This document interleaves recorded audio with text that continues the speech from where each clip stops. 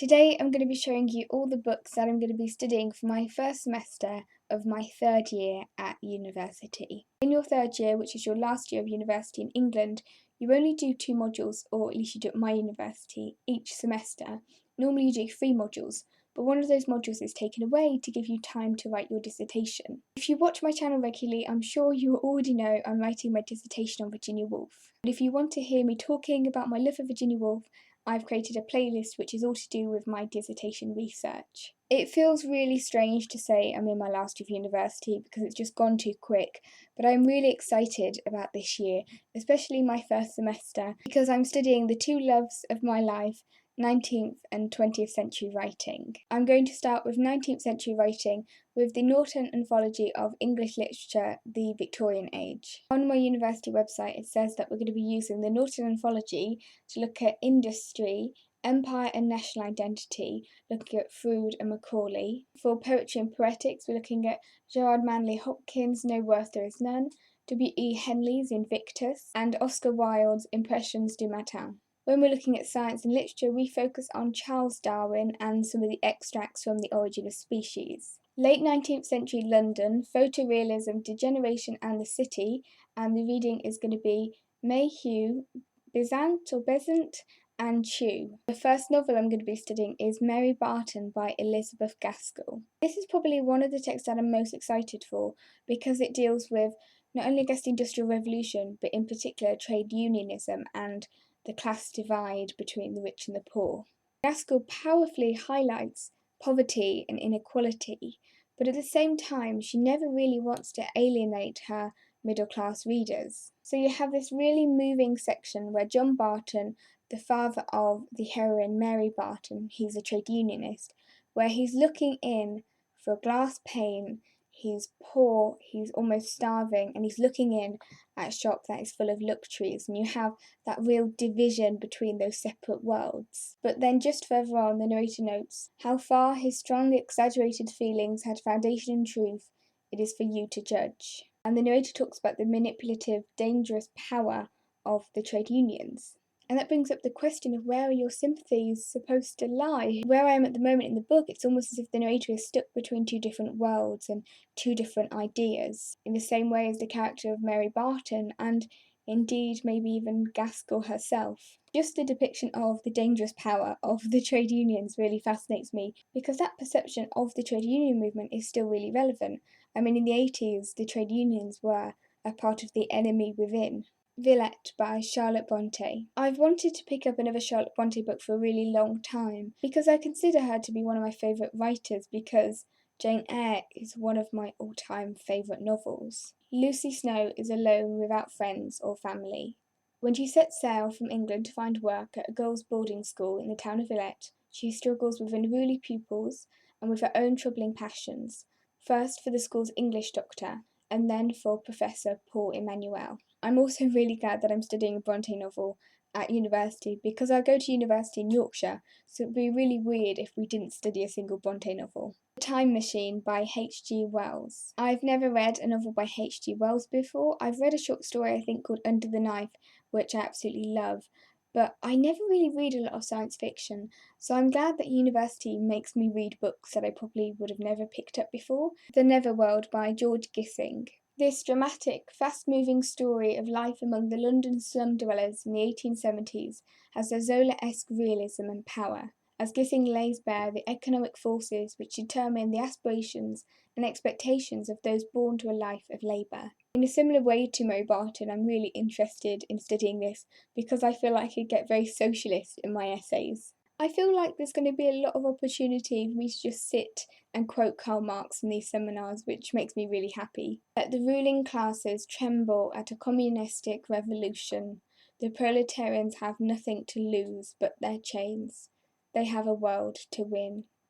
Working men of all countries, unite. Now moving on to 20th century writing. For innovation and experimentation, I'm going to be studying T.S. Eliot's The Wasteland.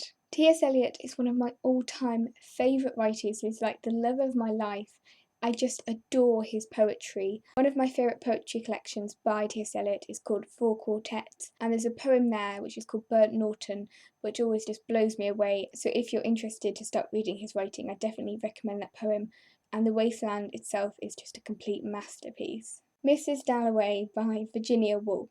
Mrs. Dalloway is actually a text that I'm using for my dissertation. What I find really funny is the title of the lecture is actually Writing the City, and that's really close to my original dissertation proposal, Gertrude Stein, the autobiography of Alice B. Tolkas. I don't know anything about Gertrude Stein as a writer.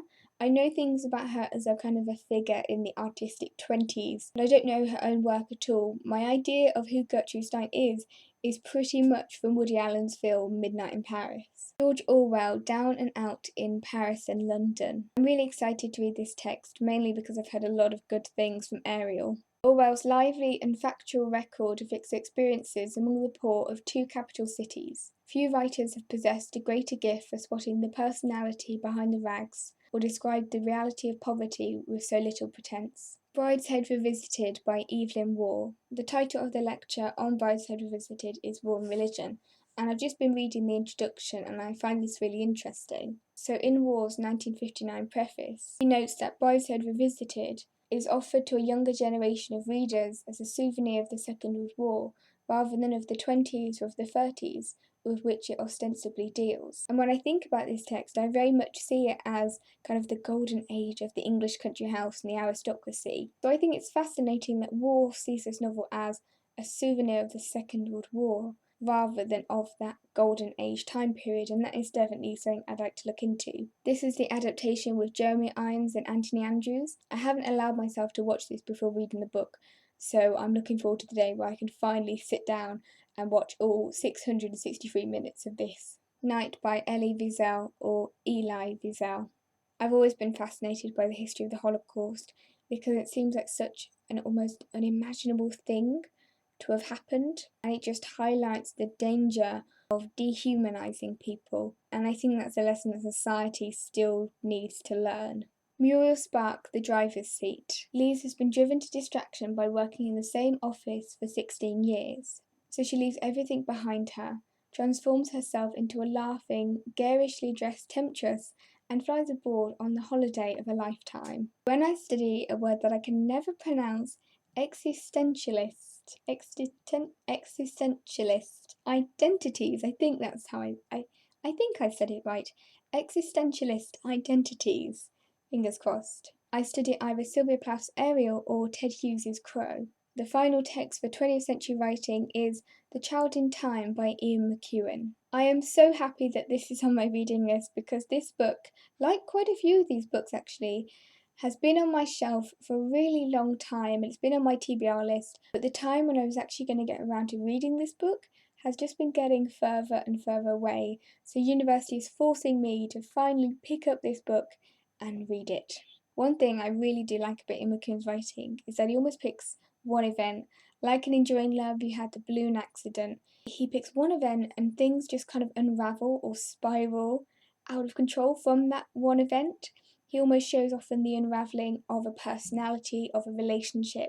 In The Child in Time, the character of Stephen Lewis, who's a children's author, goes out shopping with his young daughter and she is kidnapped when he's not looking. When I read what the book was about, I really wanted to read it because I just couldn't imagine how Ian McEwan was going to deal with that subject matter, and I can't wait to find out how the character of Stephen will cope with what has happened to his daughter and his relationship with his wife. If you've read any of these books, please let me know, and thank you for watching this video, but more importantly, thank you for sticking around and watching my videos. If you have been subscribed to me since I started making YouTube videos, I'm just really grateful that people have stuck around, especially when I started university, and gave me tips and advice, and have kind of followed me on this journey to becoming a third year English student. Reading all of your comments, especially when I first started university, really made a difference. So, thank you.